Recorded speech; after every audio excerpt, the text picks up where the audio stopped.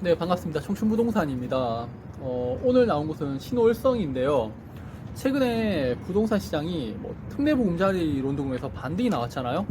그런데 이곳에는요, 고점 대비 55% 하락을 했고요. 최근 거래 대비 29% 하락을 했는 아파트가 있어서 한번 나와봤습니다. 영상을 보시는 분들 대부분이 좀 이상하다라고 생각을 하실 건데요. 부동산 공부를 많이 하신 분들은 지금 눈치채셨을 거예요. 지금 이게 왜 이렇게 거래가 되는지. 이번에 이렇게 거래하셨던 분, 진짜 공부를 많이 하신 분, 또는 부동산에 대해서 많이 아신 분인 것 같고요. 그럼 이야기는 뒤에 다시 다루고요. 제가 신월성에 대해서 한번 알려드리도록 하겠습니다.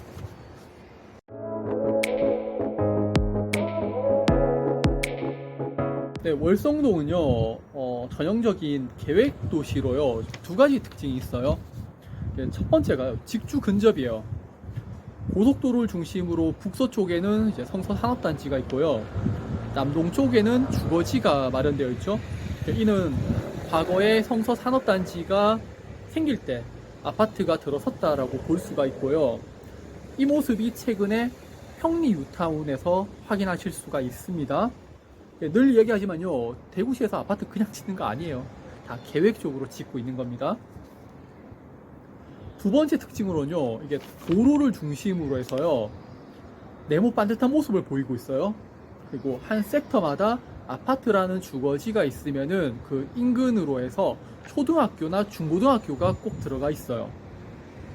초품화가 뜬다고 하잖아요.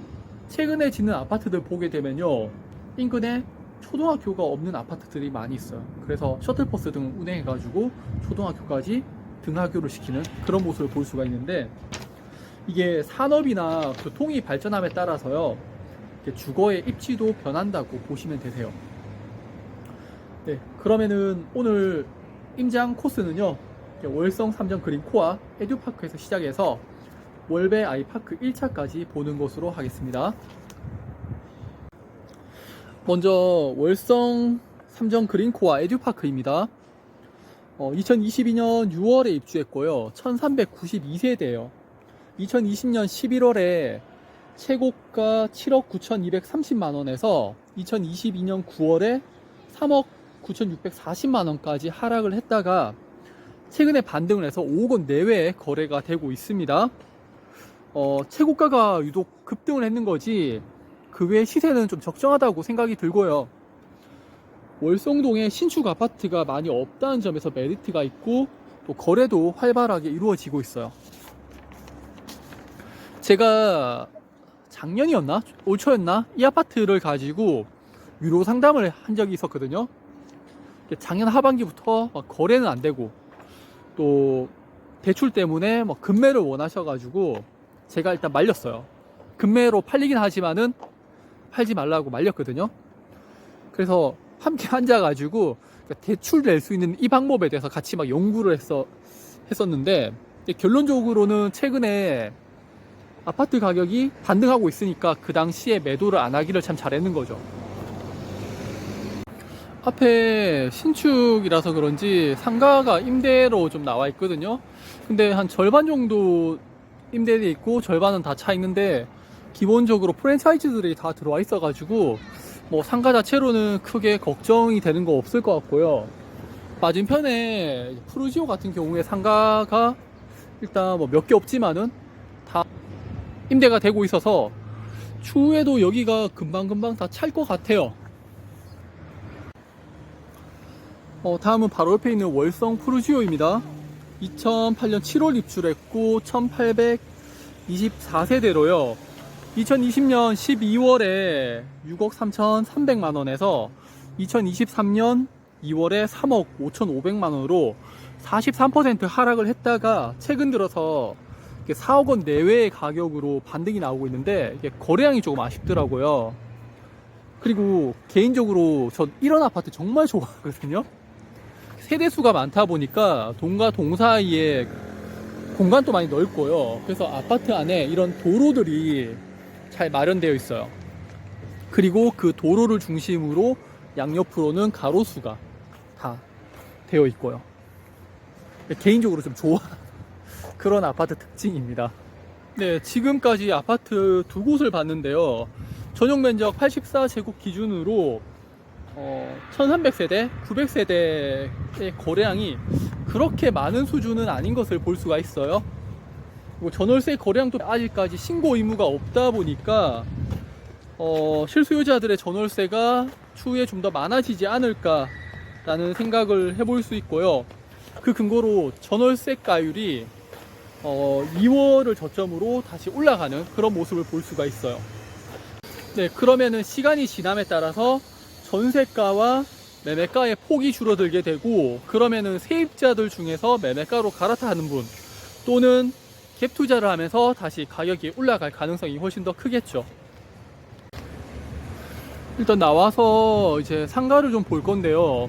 보시게 되면은 상가에 공실이 거의 없어요. 임대라고 붙여져 있는 곳을 전혀 못 봤고요.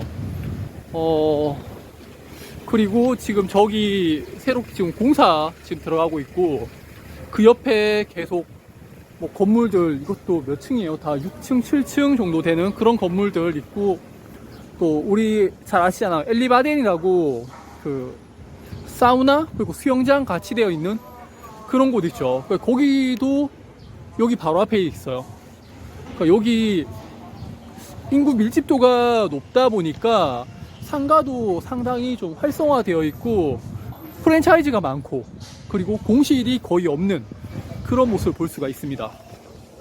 CGV는 완전 대로변 쪽으로 나왔는데, 상가 같은 경우에도 지금 건물은 훨씬 더 높아졌는데 공실이 거의 없는 그런 모습. 그러니까 엄청나게 활성화가 잘 됐고, 신월성 같은 경우에는요, 하나의 경제 공동체가 마련이 됐다라고 보시면 될 것 같아요. 그러니까 이게 시나 국가에서, 정부에서 바라는 그런 바람직한 모습이거든요. 다음은 월성 협성 휴포레입니다. 2016년 6월 입주했고요. 996세대입니다. 2020년 12월 7억 3천만 원에서 2023년 2월 4억 300만 원으로 44% 하락을 했다가 최근 반등을 하고 있는데, 그래도 2020년 시세보다는 좀 낮은 수준이고요. 여기도 가격은 상승을 했는데 거래량이 예전처럼 많은 수준은 아니고요.